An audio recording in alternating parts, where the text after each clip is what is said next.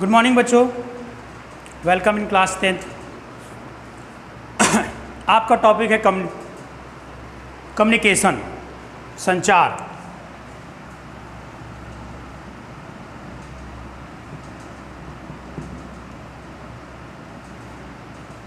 Computer का पहला chapter है संचार। संचार में हमने आपको पिछले वीडियो में बताया था कि संचार क्या होता है। संचार सूचनाओं का आदान प्रदान करना ही हमारा संचार कहलाता है। और सूचना क्या होती है? किसी भी विषय संबंधित तथ्यों की जानकारी या विषय से संबंधित उसके एलिमेंट्स की जानकारी हमारी सूचना कहलाती है। उसके बाद आपको हमने बताया था कि कंप्यूटर साइंस, जो कंप्यूटर होता है वो सूचना का सबसे बड़ा साधन होता है। यानी डाटा कम्युनिकेशन या डाटा संचार का सबसे मुख्य साधन हमारा कंप्यूटर होता है। तो कंप्यूटर में संचार किस प्रकार कार्य करता है, इसको आगे हम पढ़ेंगे। और कंप्यूटर में सूचना या इन्फॉर्मेशन को क्या कहा जाता है। अगर आप कंप्यूटर में किसी भी डाटा का किसी भी सूचना को संचार कर रहे हैं तो उसको हम लोग डाटा कहेंगे या डाटा संचार कहेंगे, डाटा संचरण कहेंगे, यानी ट्रांसमिशन कहेंगे। तो यहाँ पे डाटा क्या होता है, हमने आपको बताया था। डाटा क्या होता है? डाटा किसी भी प्रकार का इन्फॉर्मेशन होता है। उस किसी भी प्रकार का हो सकता है, आकार का हो सकता है, स्वरूप का हो सकता है, यानी ऑडियो के द्वारा हो सकता है, वीडियो के द्वारा हो सकता है, चित्र के द्वारा हो सकता है, संकेतों के द्वारा, किसी भी प्रकार की आप सूचना एक स्थान से दूसरे स्थान किसी व्यक्ति को देते हैं तो जो सूचना होती है किसी कंप्यूटर के माध्यम से दे रहे हैं तो वो वहाँ पे उसको हम डाटा कहते हैं।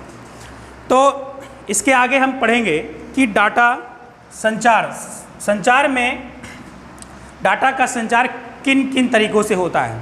पहला होता है आप लोगों का डाटा का संचार क्या? ऑडियो के द्वारा। ऑडियो के द्वारा होता है ना, वीडियो के द्वारा होता है और डाटा यानी आंकड़ों के द्वारा भी होता है। ठीक है, जैसे किसी को मैसेज देना हो तो आंकड़ों के द्वारा भी होता है। तो यहाँ पे ऑडियो के द्वारा जो संचार होता है, ऑडियो मतलब ध्वनि या फिर आप किसी को बोलकर आप किसी को मैसेज दे रहे हैं तो वो क्रिया होती है ऑडियो के द्वारा संचार। वीडियो के द्वारा यानी किसी चित्र या किसी प्रकार का वीडियो फोटो हो गया, इस प्रकार से आप किसी को संकेत मैसेज दे रहे हैं, डाटा भेज रहे हैं तो हमारा वीडियो के द्वारा हुआ। आंकड़ों के द्वारा अर्थात आप किसी को लिखित मैसेज दे रहे हैं, किसी प्रकार का डाटा दे रहे हैं, मतलब किसी अंक को दे रहे मैसेज कर रहे हैं तो यह क्रिया हमारा आंकड़ों के द्वारा भी होता है। तो डाटा का संचार विश्व के किसी भी कोने में बैठे हुए व्यक्ति से एक दूसरे के द्वारा कम्युनिकेशन जो किया जाता है यही हमारा सूचना संचार कहलाता है या डाटा कम्युनिकेशन कहलाता है। अब हमको यहाँ पे देखना है कि सूचना की विशेषताएं क्या होती है। ठीक है, जो सूचना होता है उसकी विशेषताएं आपको देखना है कि विशेषताओं के बारे में बताना है। विशेषताओं सूचना का, किसका? इन्फॉर्मेशन का आपको विशेषताएं बताना है। इन्फॉर्मेशन का आपको सूचना का विशेषता बतानी है। सूचना की क्या क्या विशेषताएं हो सकती हैं? पहला है सूचना की विशेषताएं, इसमें पहला है क्या? उपलब्धता।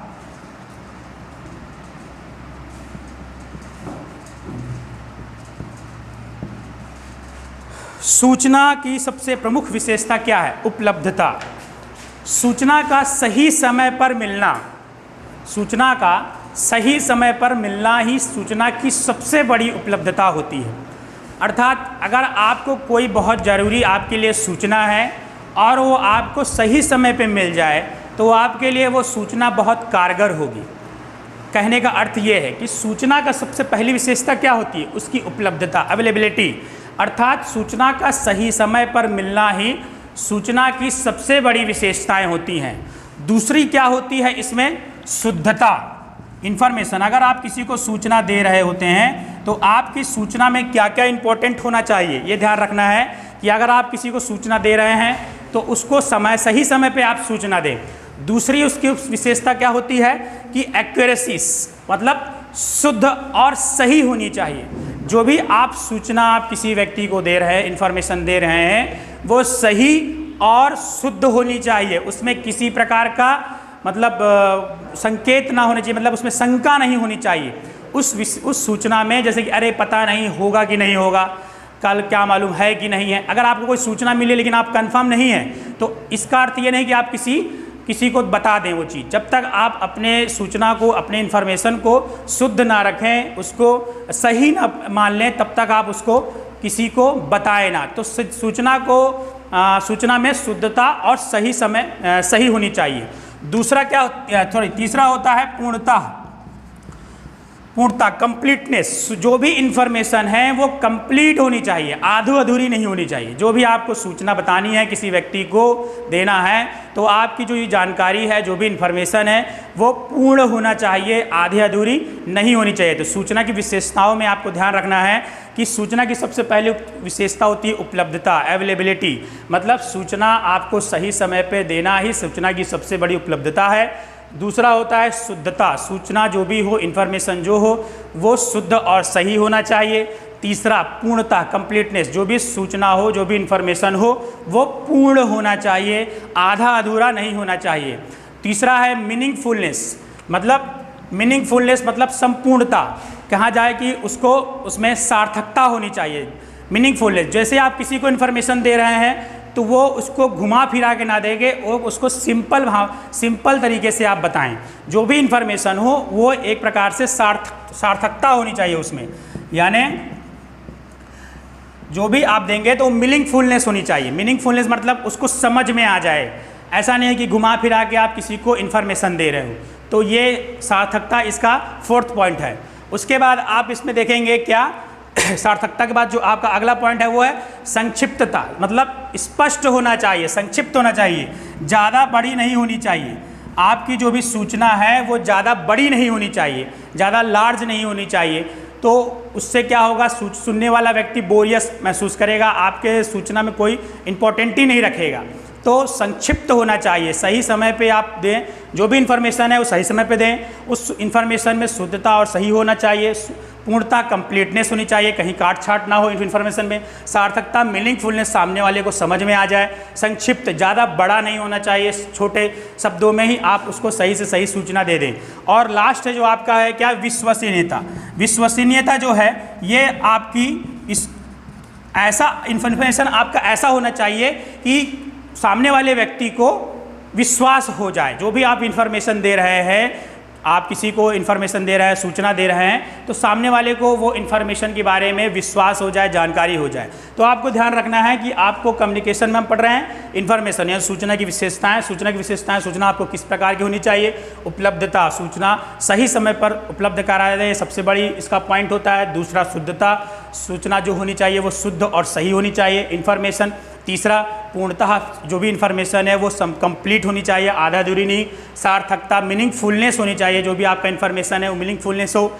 उसके बाद संक्षिप्त, उसमें ब्राइविटी, यानी आपकी जो इन्फॉर्मेशन हो, जो भी आपका सूचना हो, उसमें संक्षिप्त, बड़ा बोरियस ना हो, संक्षिप्त में होना चाहिए। विश्वसनीयता, आपकी जो भी इन्फॉर्मेशन है वो सामने वाले को जब आप बताएं तो उस पर विश्वास कर ले। तो इन्फॉर्मेशन की विशेषताएं यहाँ पे इतना ही है। इसको आप परीक्षा में आते हैं कि सूचना की विशेषताओं के बारे में आप लिखिए। तो सूचना की 5 विशेषताएं आप लोग ध्यान रखिएगा, क्योंकि सूचना के बारे में हम लोग क्यों पढ़ रहे हैं, क्योंकि संचार में क्या होता है, संचार में इन्फॉर्मेशन का ही आदान प्रदान होता है। एक व्यक्ति किसी दूसरे व्यक्ति से जब बात करता है तो वो अपनी जानकारी दूसरे को बताता है और दूसरा कोई जानकारी आपको बताता है, यही संचार में होता है। देखिए, संचार ना कि मानव अकेला ही करता है, हर जीव, हर प्राणी संचार करता है। देखिए, सबकी भाषा अलग अलग होती है, सबकी बोलचाल अलग अलग होती है, सबको अपनी अपनी भाषा है, सबको समझ में आती है। हम मानव है, हम हिंदी बोल रहे हैं, आपको हिंदी आती है, आप समझ संचार। जो चाइनीज़ है, चाइनीज़ बात कर रहे हैं, उनके बीच की संचार। जो जीव जंतु आपस में जो भी संकेत, जो भी आवाज़ देते हैं, उससे उनकी प्रजाति के लोग समझते हैं, वो उनका संचार। तो संचार क्या हो रहा है यहाँ पे एक या एक से अधिक लोग आपस में किसी न किसी प्रकार से एक दूसरे से संचार कर रहे हैं, बातचीत कर रहे हैं। तो हमारा यहाँ पे ध्यान रखने वाली चीज़ है कि हम कंप्यूटर साइंस में ध्यान रखें। तो कंप्यूटर साइंस में इसी संचार में क्या होता है, इन्फॉर्मेशन का आदान प्रदान होता है। तो इन्फॉर्मेशन को हम लोग यहाँ पे डाटा कहते हैं। तो डाटा जो होता है, अगर संचार का सबसे मुख्य साधन हमारा क्या हुआ, फिर कंप्यूटर हुआ। तो विश्व के किसी भी कोने में हम डाटा या संचार एक दूसरे से करते हैं, यह क्रिया हमारा संचार कहलाता है। और इस क्रिया में मुख्य हमारा क्या होता है, सूचना होती है, इन्फॉर्मेशन होती है। और इन्फॉर्मेशन किस प्रकार का होना चाहिए, इसकी विशेषताओं में यहाँ बताया गया है। तो इसको आप लोग पढ़िएगा, रीड करिएगा और नोट डाउन करते चलिए। आगे हम आपको दूसरी क्लास में बताएंगे।